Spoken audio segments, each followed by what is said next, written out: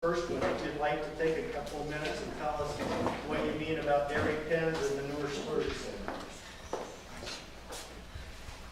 Okay, I'll do that. We dealt with that at our last meeting. Basically, the purpose of that is to get a better idea of whether dairy pens and manure storage areas and composting areas are a significant source of nitrate. And the way that would be done would be some kind of sampling procedure that would sample down below the compacted layer to a certain depth, taking samples at 1 foot increments, similar to what's being proposed for the DSS. And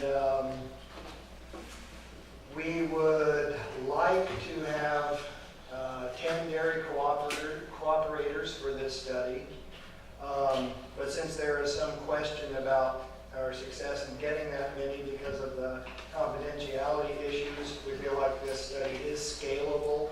If we got significantly less even, it would still be give us some valuable data to use and to compare with other data sources that we might get. The whole deal, we're looking at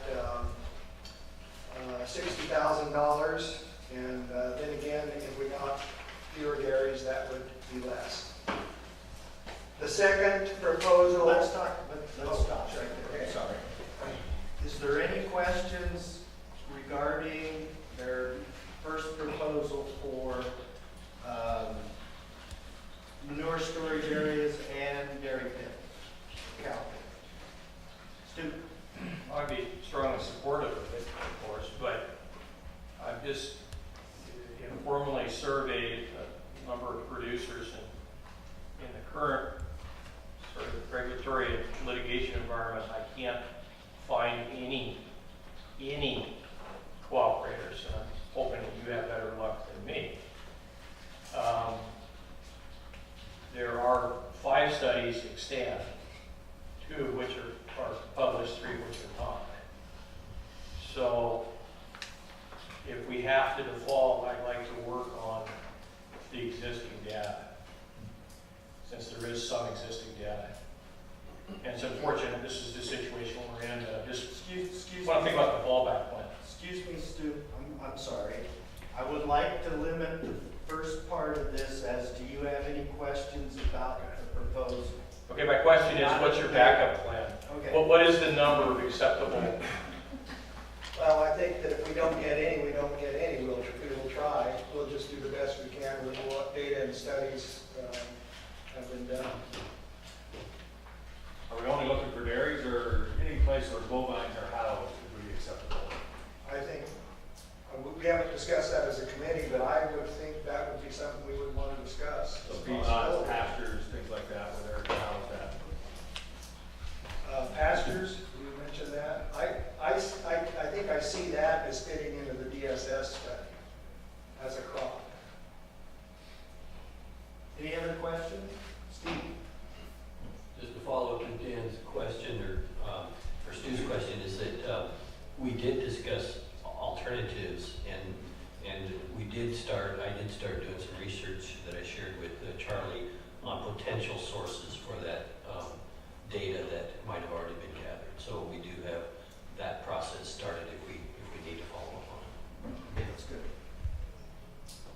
Okay, you want to tell us about the next one, Charles? The second one is we're planning on using lagoon assessment data that comes from the dairy cluster and EPA project, and we felt like we should plug in some budget to have some data analysis and interpretation of that data. We're not sure what form it will come in from EPA and from the cooperators.